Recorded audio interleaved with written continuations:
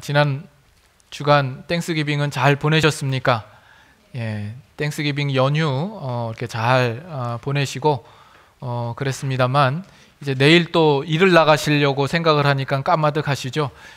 제가 괜히 여러분들에게 그 안 좋은 그 기억을 떠올린 것은 아닌가 이렇게 생각이 되네요.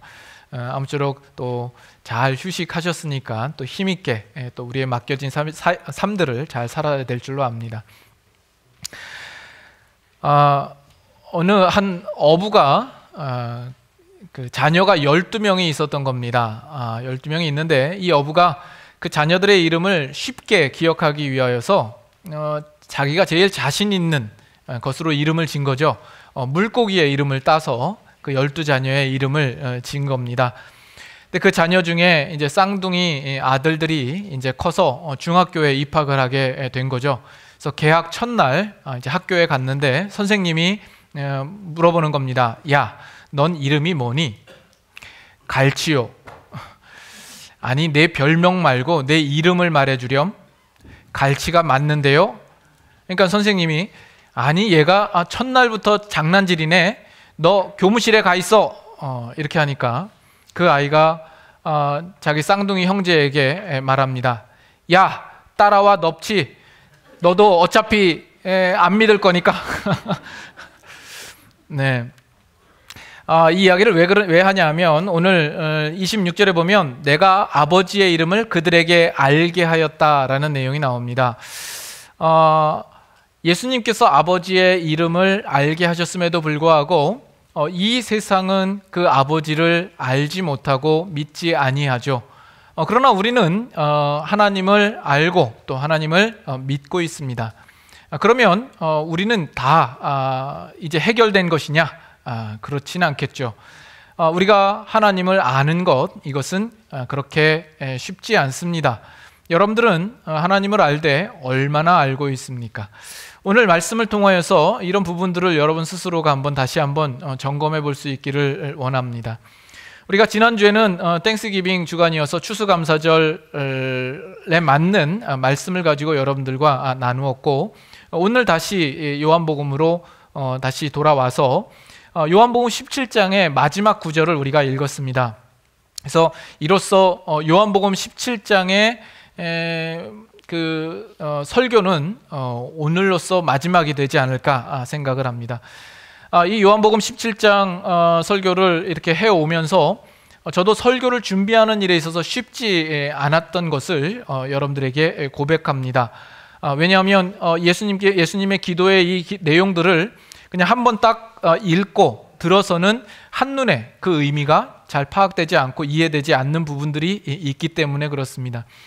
그러나 이 말씀들은 그 구절마다 상당히 함축적인 의미가 들어있고 또 심오한 내용이 있기 때문에 우리가 이것을 쉽게 넘어가지 못하고 짧게 끊어서 우리가 여러 주에 걸쳐서 이 요한복음 17장을 함께 나누어 보았습니다.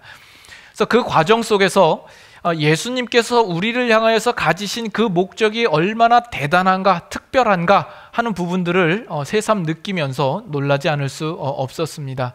여러분들은 어떻게 느끼셨습니까?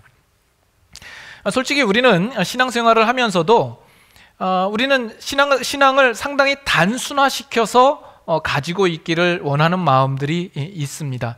그래서 종종 어떤 성도들을 만나보면 모든 인생과 신앙의 문제를 한 가지로 이해하고 해석할 수 있는 하나의 맞는 키를 손에 쥐고 신앙생활을 하는 사람들이 있습니다.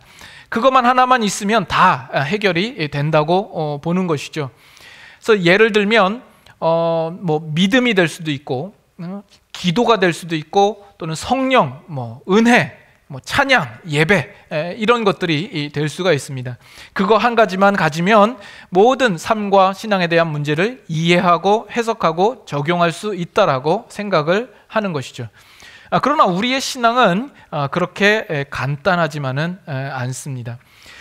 또 우리의 신앙생활을 보면 우리가 신앙생활을 하면서 우리가 가장 관심 있게 생각하는 어떤 주제나 단어들이 어떤 사랑 또는 축복 어떤 치유 이런 것들로 우리가 가지고 있을 때가 있습니다. 그것이 틀린 것은 아닌데 우리가 전도할 때도 그런 표현을 쓰죠.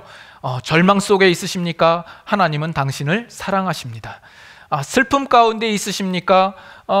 하나님은 당신을 축복하기를 기뻐하십니다. 당신이 마음이 아프십니까? 그러면 하나님께서 당신을 치유해 주실 것입니다.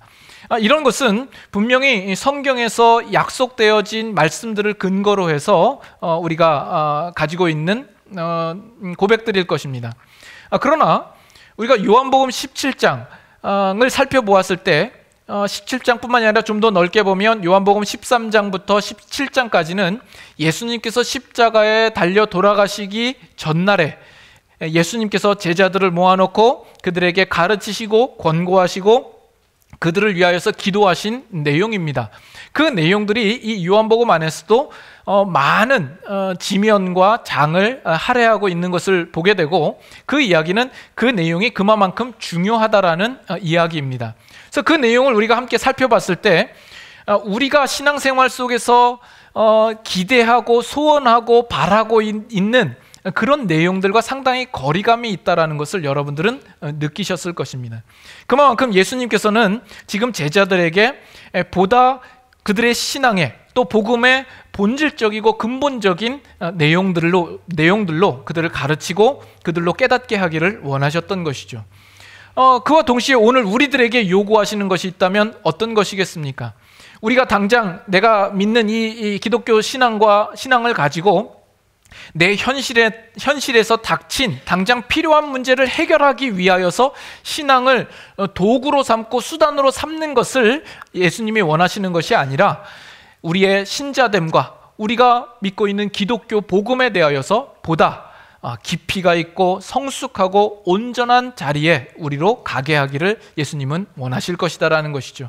그래서 우리가 요한복음을 이렇게 보는 중에 여러분께서는 여러분의 신앙에 그런 깊이 있는 부분들을 좀 고민하셔야 되고 생각하셔야 할 것입니다. 그리고 지금까지 나누었던 요한복음 17장의 내용들을 통하여서도 여러분들의 신앙에 조금 한 단계 좀 성숙되어지고 또 깊이가 있어지는 그런 기회가 되었기를 바랍니다. 그래서 오늘 내용을 한번 생각해 볼 텐데 여러분 지지난주에 여러분들과 나누었던 내용들을 기억하십니까? 지난주에 우리가 요한복음 17장 24절 한 절의 말씀을 가지고 나누었죠. 예수님께서 기도 중에 아버지께서 창세전에 예수님을 사랑하셔서 함께 하셨던 그 영광을 우리에게도 보게 하기를 원하신다라는 그런 기도를 하셨습니다. 거기서 그 영광이라는 것은 어떤 것인가? 그래서 이 구약 속에서 하나님의 영광이 어떻게 나타나고 있는가? 그리고 이 신약에 오면 예수 그리스도로 말미암아 그 영광이 우리에게 어떻게 비추어졌는가? 그리고 요한계시록에 가서 그 영광이 우리에게 어떻게 성취되어 나타날 것인가 하는 내용들을 말씀을 중심으로 해서 함께 나누었습니다. 기억나십니까?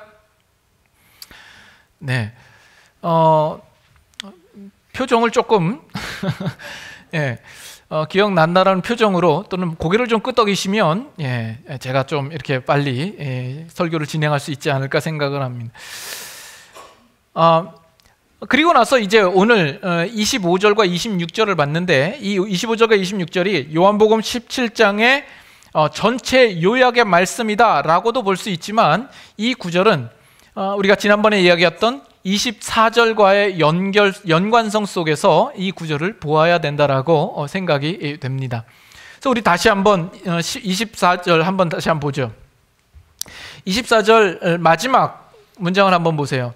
내게 주신 나의 영광을 그들로 보게 하시기를 원하옵나이다. 미래형이죠. 지금 예수님께서는 그 마지막 날에 그 성도들 안에서 그 영광이 성취될 것을 보게 될 것을 바라고 있으신 겁니다. 그리고 나서 25절과 26절은 그 영광이 성도들 안에서 이루어지기까지 종말론적인 관점에서 그 일들을 이루도록 근거를 제시하는 구절이 됩니다. 무슨 얘기인지 이해가 잘 안 되시죠? 먼저 우리가 종말론적이라는 이해부터 해야 될 줄 압니다. 종말론적이라는 게 뭡니까? 이 세상이 언젠가는 종말이 오겠죠. 이제 이 세상은 끝이 날 것이고 예수님은 다시 오시면 이제 하나님께서 심판하실 것입니다. 그러면 우리가 지금 이럴 때가 아닌 겁니다. 당장 나가서 우리의 재산을 처분하고 주님 오실 준비를 해야 되는 것 아닌가? 이런 시한부적 종말론을 가리켜서 이야기하는 것이 아닙니다. 여러분, 종말이 언제입니까? 종말의 때는 언제 오는 것입니까? 그것은 아무도 모릅니다. 성경에 보면 그것은 아버지만 아신다라고 이야기가 나옵니다. 근데 종말이 있을 것이라고 이야기를 하지만 초대교회부터 지금까지 2000년이라는 시간 속에서 여전히 그 종말은 오지 않고 있습니다. 그러면 종말은 언제입니까? 우리가 종말을 이해할 때 언제나 시간적인 개념에서 종말을 바라봅니다. 그러나 그렇게 볼 것이 아니라 순서적인 면에서 성경은 종말을 우리에게 이야기하고 있는 겁니다. 즉, 예수님께서 이 땅에 오셔서 십자가에 죽으시고 부활하시고 승천하셨습니다. 그러면 이제 마지막으로 남은 순서는 예수님께서 다시 오실 것만 남아있는 것이죠. 그래서 예수님의 초림과 예수님 재림 사이에 있는 그 모든 기간이 결국 종말이 되는 것입니다. 순서적으로 우리는 지금 종말 가운데 놓여 있고 그 종말을 사는 사람들입니다. 그래서 우리가 예수님을 믿음으로 우리가 구원을 얻었습니다만 우리가 얻은 구원은 아직 궁극적으로 성취가 되지 않았죠. 그 훗날 예수님께서 오실 때에 성취가 될 겁니다. 그러면 그 사이를 우리는 긴장 속에서 살아야 하는 것이죠. 그것이 종말론적 삶이 되는 겁니다. 그래서 25절과 이 26절은 예수님께서 성도 안에서 이루어질 그 영광의 순간을 바라보면서 그 일을 이루기 위하여서 그 근거를 우리들에게 말씀해 주시는 내용이다라는 이야기입니다. 차차 말씀을 좀 더 설명하면서 여러분들의 이해를 돕도록 하겠습니다. 25절 한번 보시면 그 처음 시작이 이렇게 나와 있어요. 의로우신 아버지요. 의로우신 아버지요.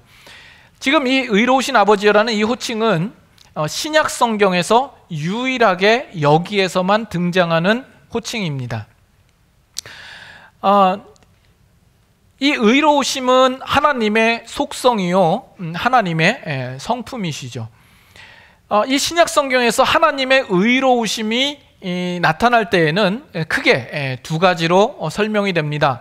하나는 긍정적인 면에 있어서는 예수를 믿는 자들에게는 하나님께서 그들을 구원하실 것이요, 그 의로우신 하나님이 믿지 않는 자들에게 있어서는 심판을 주실 것에 대하여서 나옵니다.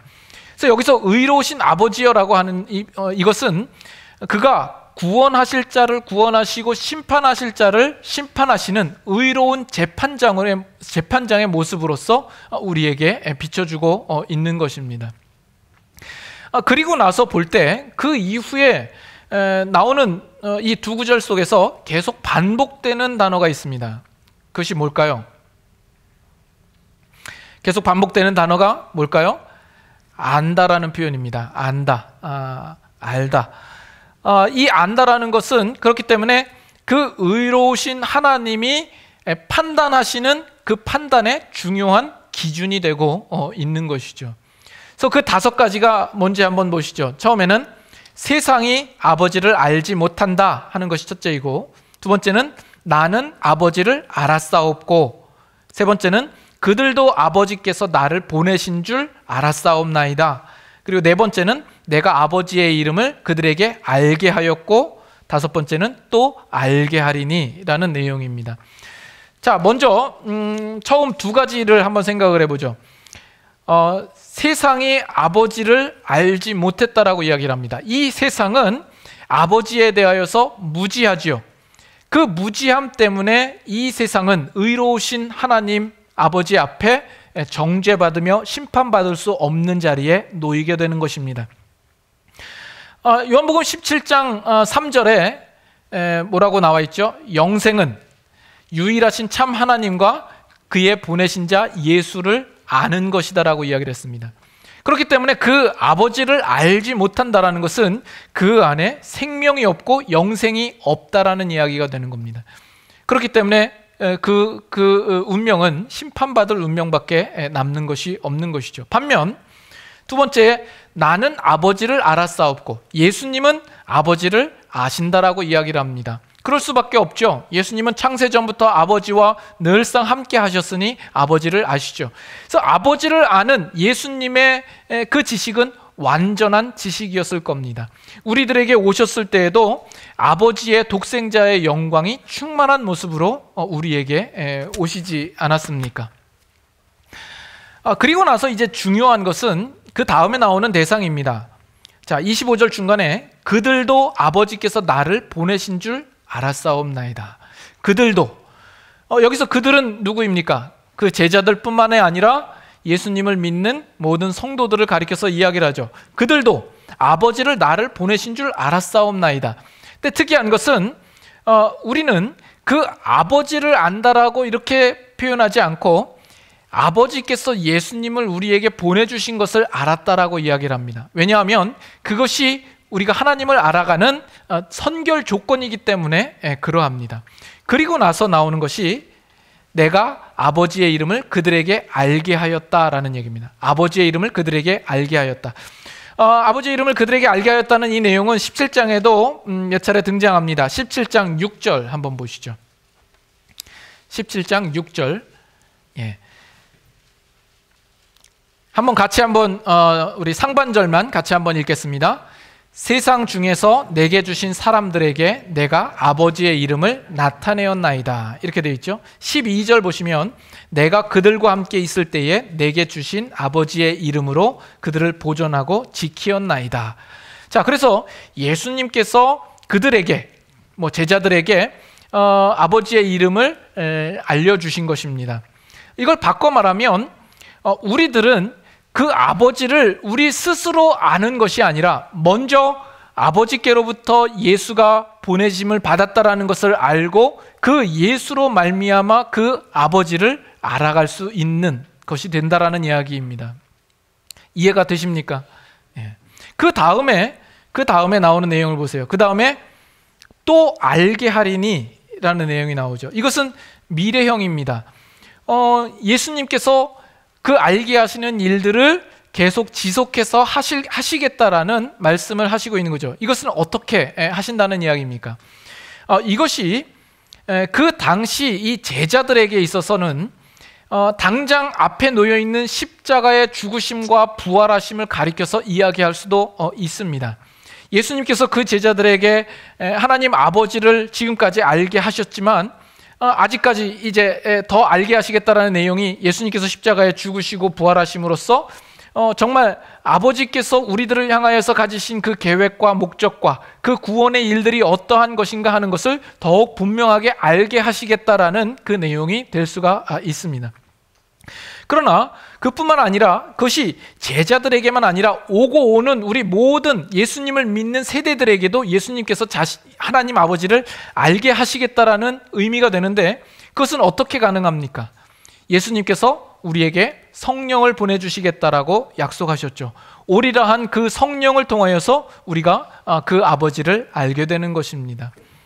이것이 지금 예수님의 기도의 내용입니다. 그래서 그들로 하여금 그들이 진정으로 하나님 아버지를 아는 자리로 가게 하겠다라는 말씀이죠. 그럼으로써 예수님은 이제 십자가를 지시고 죽으실 준비를 하는 것입니다. 비록 예수님은 육체적으로 떠나가시지만 거기 있는 제자들에게, 이 땅에 남아있는 신자들에게 정말 복음이 무엇이고 예수 그리스도와 그 아버지가 누구인지를 분명하게 알게 함으로써 그들도 세상에 나가서 참된 증인으로서 그 아버지를 선포하고 이야기할 수 있는 그 모습으로 세우시는 것입니다. 다소 여러분의 표정이 많이 어두워 보이십니다. 제가 처음에 괜한 말을 해서 내일 출근할 그 생각을 하시느라고 지금 고민이 많으신 것 같습니다. 이제 좀 집중을 좀 해서 들어보시죠. 이제 우리에게 직접적으로 이제 중요한 문제입니다. 우리는 하나님 아버지를 어떻게 알까요? 여러분에게 한번 물어보겠습니다. 여러분은 하나님 아버지를 아십니까? 지금 중요한 질문을 하고 있는 거예요. 예? 하나님 아버지를 아십니까? 예? 아신다면 얼마나 아십니까? 그 아는 정도가 다 다르지 않을까요? 그렇다면 우리가 하나님을 얼마나 알아야 합니까? 지금 이 의로우신 하나님 아버지 앞에 우리가 부끄러움 없이 설 수 있을만 하려면 어느 정도까지 그 하나님 아버지를 알아야 하는 걸까요? 이 안다라는 표현은 상당히 모호할 수 있습니다. 내가 하나님 아버지를 안다라고 말하면 사실 그만입니다. 그렇죠? 그러나 그 사람이 그 아는 기준이 무엇이고 그 알아가는 방식이 무엇이고 알아간 내용이 무엇이며 그 안 것을 통하여서 깨달은 것이 무엇인가에 따라서는 그 내용은 너무나도 다르게 나올 수 있는 것 아닙니까? 심지어 예수님을 믿지 않는 사람들, 기독교가 아닌 사람들, 또 다른 종교에 있는 사람들조차도 나는 하나님을 안다라고 얼마든지 말할 수 있습니다. 또 이 교회 가운데, 여러분들이 이 교회 가운데 들어와 있고 예수님을 믿는다고 하지만 여러분들이 하나님을 아는 것은 그 정도와 수준에 있어서는 천차만별이 될 수 있는 것 아닙니까? 그렇죠? 그러면 여러분들에게 다시 질문합니다. 여러분들은 하나님을 얼마나 제대로 알고 있습니까? 얼마나 올바로 알고 있습니까? 이것은 상당히 중요하고 무서운 질문입니다. 여러분들이 나름 신앙생활을 한다고 하는데 여러분들이 알고 있는 하나님 아버지는 어떤 분이신가, 제대로 알고 있는가 하는 문제입니다. 출애굽기 32장 한번 가보시죠. 출애굽기 32장.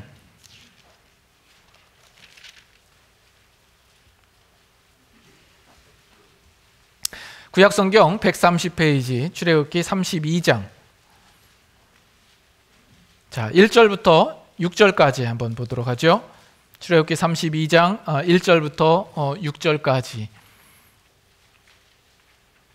찾으셨으면 같이 한번 교독하도록 하겠습니다. 백성이 모세가 산에서 내려옴이 더딤을 보고 모여 백성이 아론에게 이르러 말하되 일어나라, 우리를 위하여 우리를 인도할 신을 만들라. 이 모세 곧 우리를 애굽 땅에서 인도하여 낸 사람은 어찌 되었는지 알지 못함이니이다. 아론이 그들에게 이르되 너희의 아내와 자녀의 귀에서 금고리를 빼어 내게로 가져오라. 모든 백성이 그 귀에서 금고리를 빼어 아론에게로 가져가매 아론이 그들의 손에서 금고리를 받아 부어서 조각칼로 새겨 송아지 형상을 만드니 그들이 말하되 이스라엘아, 이는 너희를 애굽 땅에서 인도하여 낸 너희의 신이로다 하는지라. 아론이 보고 그 앞에 제단을 쌓고 이에 아론이 공포하여 이르되 내일은 여호와의 절일이니라 하니 이튿날에 그들이 일찍이 일어나 번제를 드리며 화목제를 드리고 백성이 앉아서 먹고 마시며 일어나서 뛰놀았더라. 아멘. 이 내용은 우리가 너무나도 잘 알고 있는 내용이죠. 이스라엘 백성의 광야 중에서 이제 모세가 하나님께 그 계명을 받기 위해서 시내산 위로 올라갔습니다. 근데 올라가고 나서도 한참이 지나서도 그 소식이 없자 이스라엘 백성들이 그 아론을 필두로 하여서 금송아지를 만드는 사건이죠. 이 사건을 우리가 가볍게 넘겨서는 안 될 것이, 이것은 우리 인간이 가지고 있는 그 죄된 본성 중에 종교성이 얼마나 끔찍한 결과를 만들어내는가 하는 것을 우리에게 보여주고 있는 것입니다. 여기에 보면 상당히 대조적인 모습이 하나 있습니다. 무엇이냐면 지금 모세는 어디에 가 있습니까? 시내산 꼭대기에 가 있습니다. 왜 가 있죠? 하나님께서 이스라엘 백성에게 계시하실 것을 그가 받기 위하여서 가 있습니다. 하나님께서 자기 자신을 알리시고자 하는 그것들을 받기 위하여서 그 자리에 있는 것이죠. 하나님께서 이스라엘 백성들을 향하여서 어떠한 계획을 가지시고 어떤 목적을 가지시고 뜻을 가지셨는가, 자기 자신을 알리시는 그 일들에 대하여서 모세는 납작 엎드려서 그 앞에 서 있는 것입니다. 그러나 산 밑에서는 지금 이스라엘 백성들은 자기의 손으로 자신이 이해할 만하고 납득할 만한 그 신을 지금 주조하고 만들어내고 있다는 겁니다. 지금 이스라엘 백성들은 이 백성들은 어떤 백성들이에요? 애굽에서 있을 때에 하나님의 10가지 재앙을 다 목도한 사람입니다. 그들은 홍해가 갈라지고 그 마른 땅을 걸어 나온 사람들이며 그 애굽의 군대가 그 홍해 속에 수장되는 그 모든 과정을 바라본 사람입니다. 또 매일마다 하늘에서 만나가 내리는 것과 또 반석에서 물이 터치는 것을 다 보고 경험한 사람들입니다. 그러나 그럼에도 불구하고 지금 이 이스라엘 백성들은 그 하나님을 올바로 보고 있지 못하고 있는 겁니다. 그 많은 일들을 통해서 그렇다면 이스라엘 백성들이 본 것은 무엇일까요? 그것은 자신들을 구원해준 한 사람, 모세만을 바라보고 있었던 겁니다. 그것이 근거하는 것이 1절 마지막에 보시면 이 모세를 어떻게 설명하죠? 이 모세, 곧 우리를 애굽 땅에서 인도하여 낸 사람, 우리를 애굽 땅에서 인도하여 낸 사람, 이 모세는 우리가 어찌 되었는지 알지 못한다라는 겁니다. 그들을 인도해낸 것은 모세로 보는 겁니다. 그렇다면 그들이 알고 있는 하나님은 모세의 하나님일 뿐인 것이죠. 모세와만 관계한 하나님이지 결코 그들의 하나님이 되어 있지 않은 겁니다. 그러자 모세가 지금 산에 올라가서 모세가 보이지 않자 이제는 모세가 관계한 그 하나님도 그들 사이에서 없어졌다라고 생각을 하는 것이죠. 그래서 그들이 스스로 그 신을 만듭니다. 신을 만드는 목적이, 그 의도가 뭐죠? 1절 중반에 보면 뭐라고 나와요? 우리를 위하여 우리를 인도할 신을 만들자라는 겁니다. 우리를 위하여 우리를 인도할 신을 만들자라는 겁니다. 이것이 참 인간이 가지고 있는 아주 그 죄된 본성입니다. 인간이 신을 만들 때 자신이 주인이 되고 자신을 도와줄 신을 바라고 있는 겁니다. 이것은 철저하게 인간 중심적이며 인본주의적인 그 기초에서 출발하고 있는 것이죠. 그래서 그들이 신을 만들고 아론이 뭐라고 이야기를 하죠? 4절 보시죠. 4절에 보면 중반에 이는 너희를 애굽 땅에서 인도하여 낸 너희의 신이로다. 바로 이가 너희를 애굽 땅에서 인도하는 신이다라고 이야기를 합니다. 이 신은 그저 단순한 그냥 신의 개념이 아니라 그들에게 있어서는 여호와로 인식하고 있었던 겁니다. 뭘 봐서 알 수 있냐면 5절에 보면 아론이 그러죠. 내일은 여호와의 절이리라. 그리고 6절에 이튿날에 그들이 일찍 일어나 번제를 드리고 화목제를 드리고 백성이 앉아서 먹고 마시며 일어나서 뛰놀았다라고 이야기를 합니다. 그래서 이스라엘 백성이 그 하나님을 온전히 바라보지 못하고 제대로 알지 못하니까 그 여호와 하나님을 금송아지로 둔갑시켜버린 것이죠. 여러분, 이것이 이스라엘 백성들에게만 일어날 수 있는 일이라고 여러분 생각하십니까? 지금 이스라엘 백성들이 참 무지하고 한심하다라고 여러분 생각하십니까? 제가 이 구절을 가지고 오래전에 여러분들에게 말씀을 나눈 적이 있습니다. 그때 어떤 이야기를 했냐면 포이에르 바흐라는 사람이 있습니다. 철학자이기도 한데 이 사람이 어떤 이론을 이야기했냐면 투영이론이라는 그런 내용을 이야기를 합니다. 무슨 얘기냐면 이 세상에 있는 모든 종교들이 말하는 그 신이라는 것은 실제로 있는 신이 아니라 그 인간들이 자기가 바라고 소원하고 기대하고 있는 신의 모습을 저 하늘에다가 투영해서 비추어서 만들어낸 신에 불과하다라고 이야기를 하는 겁니다. 이것이 세상 사람들, 무신론자들에게 있어서는, 그들에게 있어서는 이것이 맞다라고 하겠죠. 그들이 가지고 있는 신의 개념입니다. 그러나 지금 우리가 놀라야 할 것은 지금 하나님의 모든 기적과 능력을 체험하고 경험하여서 출애굽한 이스라엘 백성들이 그 하나님을 온전히 알지 못하고 자기가 스스로 만들어낸 또 다른 하나님을 만들어냈다라는 것을 볼 때, 이것은 오늘 우리가 교회를 다니고 있고 신앙생활을 하고 있고 예수님을 믿는다고 하지만 우리들 안에서도 얼마든지 내가 성경에서 우리에게 말하고 있는 그 신과는 또 다른 신을 내가 얼마든지 만들 수 있다라는 데에 우리는 긴장해야 되는 겁니다. 우리가 하나님께서 우리에게 계시하시고 있는 그 내용들을 따라서 우리가 하나님을 알려고 하지 않으면 우리는 우리가 가지고 있는 이성과 이해와 합리적인 판단과 경험과 기준과 잣대로 우리 나름대로의 또 다른 신을 얼마든지 만들 수 있다라는 이야기입니다. 이 성경은 하나님의 구원 계시입니다. 계시라는 뜻이 무슨 의미예요? 자기 자신을 나타내 보인다라는 이야기입니다.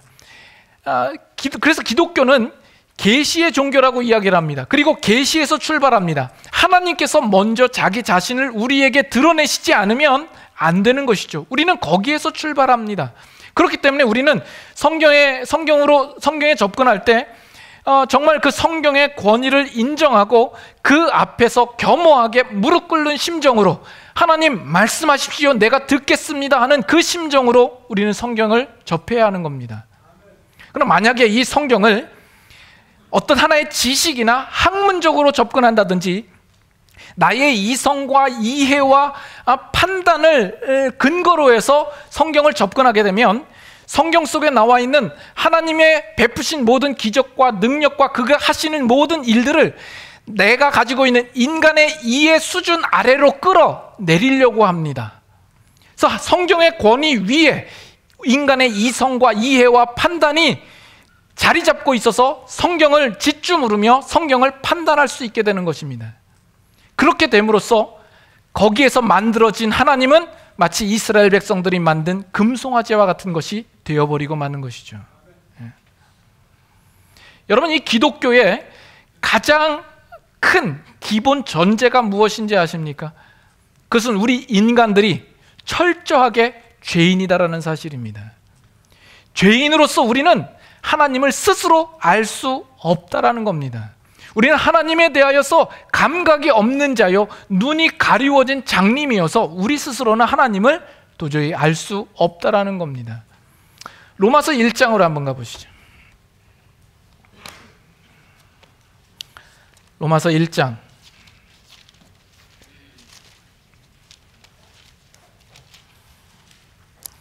로마서 1장 18절. 로마서 1장 18절부터 23절까지. 찾으셨으면 같이 한번 또 교독하도록 하겠습니다. 18절부터 23절입니다. 하나님의 진노가 불의로 진리를 막는 사람들의 모든 경건하지 않음과 불의에 대하여 하늘로부터 나타나나니 이는 하나님을 알만한 것이 그들 속에 보임이라. 하나님께서 이를 그들에게 보이셨느니라. 창세로부터 그의 보이지 아니하는 것들 곧 그의 영원하신 능력과 신성이 그가 만드신 만물에 분명히 보여 알려졌나니 그러므로 그들이 핑계하지 못할지니라. 하나님을 알되 하나님을 영화롭게도 아니하며 감사하지도 아니하고 오히려 그 생각이 허망하여지며 미련한 마음이 어두워졌나니 스스로 지혜 있다 하나 어리석게 되어 썩어지지 아니하는 하나님의 영광을 썩어질 사람과 짐승과 기어다니는 모든 동물 모양의 우상으로 바꾸었느니라. 여기 보면 하나님께서 그 세상의 역사와 그 창조 만물을 통하여서 하나님을 알만한 것을 그들에게 보여주었다라고 합니다. 그렇게 보여줌으로써 인간이 하나님이 누구이신구나 이렇게 스스로 알 수 있냐 하면 그렇지 않은 것이죠. 그래서 여기 21절에 하나님을 알되 인간이 스스로 알아가는 거죠. 그래서 22절에도 스스로 지혜 있다 하나, 인간이 마치 자신이 되게 지혜 있고 자신의 판단이 옳은 것처럼 생각하지만 결국 그 결과는 무엇이냐면 썩어지지 아니할 하나님의 영광을 썩어질 사람과 금수와 버러지 형상의 우상으로 만들어버리고 말았다라는 겁니다. 이것이 죄인된 인간이 가질 수밖에 없는 결과예요. 그 하나님을 알지만 그 하나님을 결국 금송아지 우상의 형상으로 바꾸어 놓을 수밖에 없는 겁니다. 로마서 3장 9절. 로마서 3장 9절.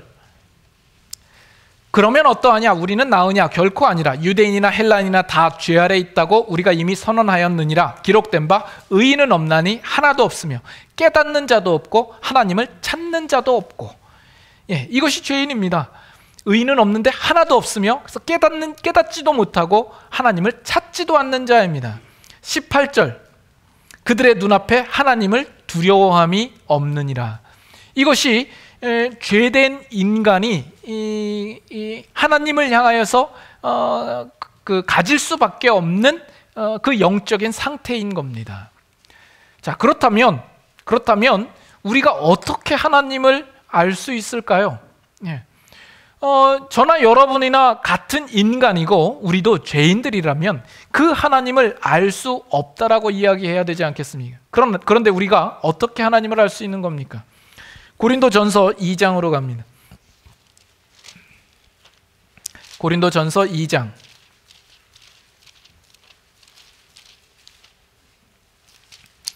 고린도전서 2장 6절부터 봅니다. 제가 읽습니다.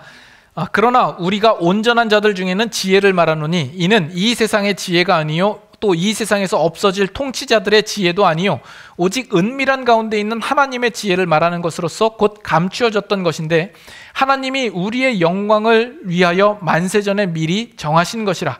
이 세대의 통치자들이 한 사람도 알지 못하였나니. 다 같이 읽습니다. 만일 알았더라면 영광의 주를 십자가에 못 박지 아니하였으리라. 지금 은밀한 가운데 감추어져 있는 하나님의 지혜에 대하여서 이야기를 합니다. 그러나 이것을 세상에 있는 사람들이 알지 못하였다라고 이야기를 하죠. 이 세상의 통치자들도 하나도 알지 못했다라고 이야기를 합니다.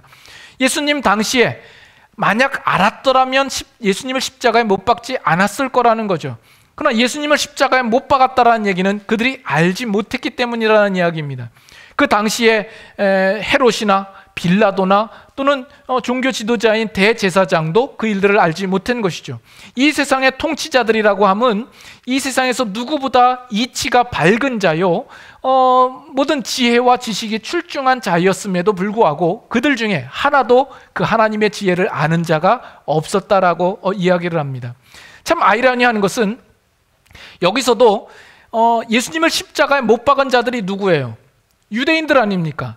유대인들은 누구보다 하나님을 잘 안다라고 자부했던 사람들 아닙니까? 그들은 하나님을 섬기고 있고 경외하고 있고 하나님의 뜻을 따라 산다라고 하는 사람이 그 하나님을 알지 못하여서 예수님을 십자가에 못 박고 말았다라는 이야기입니다. 얼마나 아이러니한 겁니까? 9절에 구약 성경에 예언된 말씀을 가지고 다시 한번 확인하죠. 기록된 바 하나님이 자기를 사랑하는 자들을 위하여 예비하신 모든 것은 눈으로 보지 못하고 귀로 듣지 못하고 사람의 마음으로도 생각하지 못하였다함과 같으니라. 누구도 그것을 알 수가 없는 것이죠. 그러면 우리는 어떻게 알 수 있게 되었다고요? 10절. 오직 하나님이 성령으로 이것을 우리에게 보이셨으니 성령은 모든 것 곧 하나님의 깊은 것까지도 통달하시느니라. 사람의 일을 사람의 속에 있는 영 외에 누가 알리요? 이와 같이 하나님의 일도 하나님의 영 외에는 아무도 알지 못하느니라. 결국 하나님 안에 있는 그 속에 있는 영인 성령이 우리에게 오심으로 말미암아 우리가 하나님을 알 수 있게 되었다라는 이야기입니다. 그래서 12절 같이 한번 읽죠. 우리가 세상의 영을 받지 아니하고 오직 하나님으로부터 온 영을 받았으니 이는 우리로 하여금 하나님께서 우리에게 은혜로 주신 것들을 알게 하려 함이라. 하나님께서 우리에게 은혜로 주신 것들을 알게 하시기 위하여서 하나님께로부터 온 영을 우리가 받았다라고 말하고 있는 것이죠. 지금 이것이 예수님께서 지금 기도하시고 있는 그 기도의 내용입니다. 내가 아버지의 이름을 그들에게 알게 하였고 또 알게 하리니. 예수님께서 그 일들을 계속 하시겠다는 거죠. 예수님께서 십자가의 죽으심과 부활하신 그 일들을 통하여서 그 구속의 메시지를 그들에게 알게 하시되 성령을 우리 가운데 보내게 하심으로 그 성령으로 하나님의 이름을 우리 가운데 알도록 하시겠다라는 이야기입니다. 그럼으로써 그 의로우신 아버지 앞에 우리를 온전히 세우고야 말겠다라는 그 기도의 내용을 하고 있는 겁니다. 그래서 여러분들은 하나님 아버지를 아는 분별력을 가지고 있으십니까? 이 분별력이라는 것 상당히 중요합니다. 여러분 어릴 때 아이들은 신발을 신을 때 오른쪽 왼쪽 신발을 구분을 잘 못합니다. 그렇죠? 우리 예전에 고무신을 보면 여자 고무신은 좌우가 없는 걸로 알고 있습니다. 근데 남자 고무신은 이렇게 쉐입이 조금 틀리거든요. 근데 그걸 구분하기가 그때는 왜 이렇게 어려웠는지 몰라요. 신발도 그렇죠. 신발도 좌우 구분을 못 해가지고 그냥 거꾸로 신고 불편할 텐데도 불구하고 신고 다니는 아이들, 저도 그랬겠지만 그렇습니다.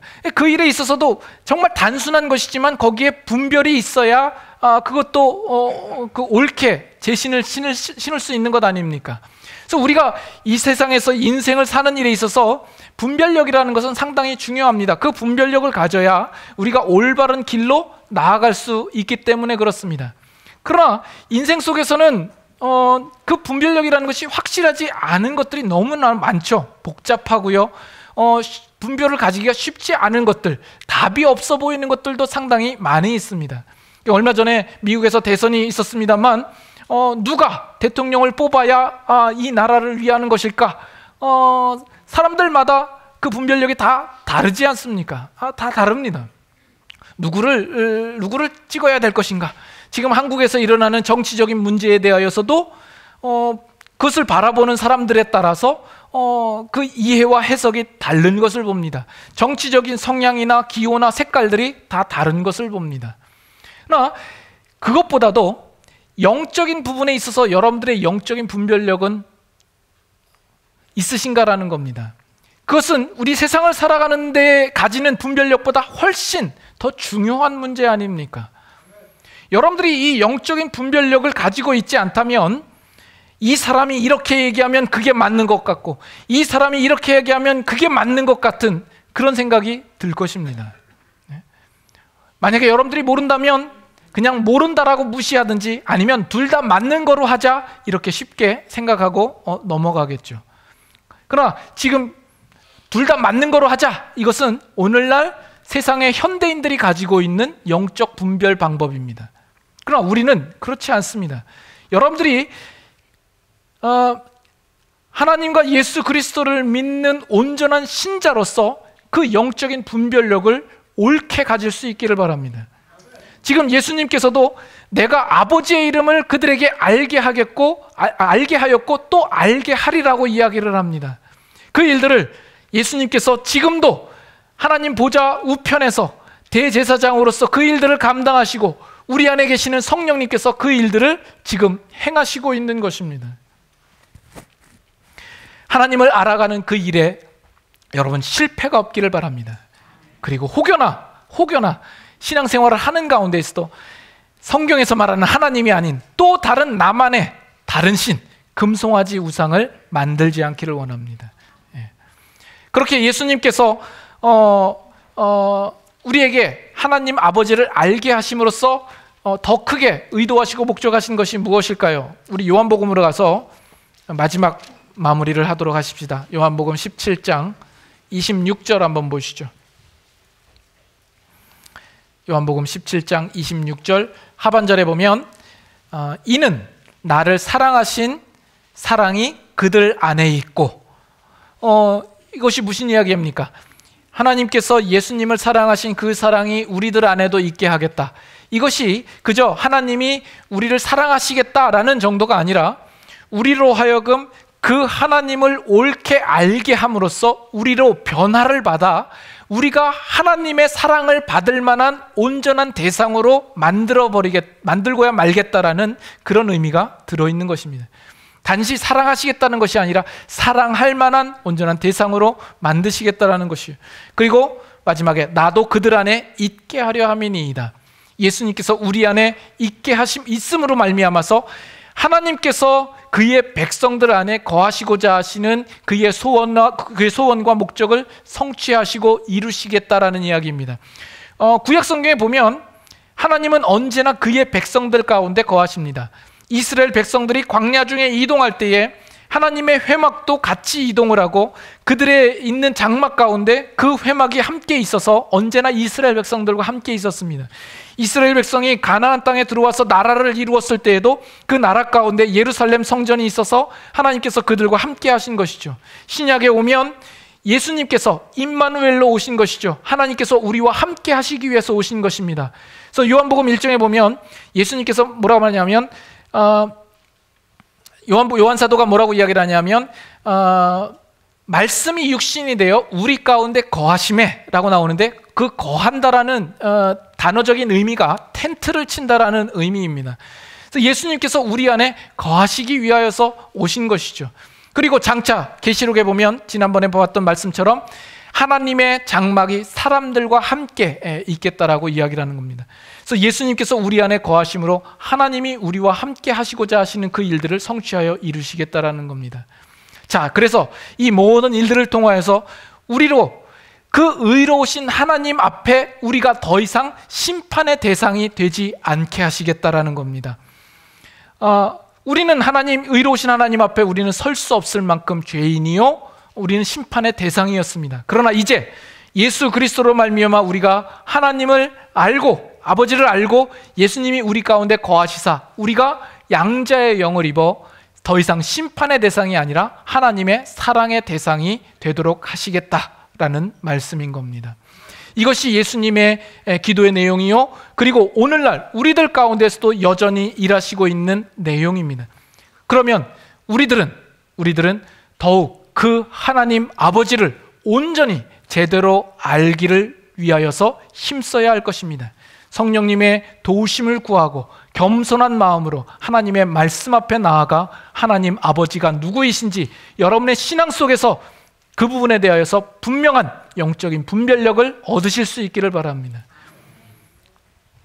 기도하겠습니다.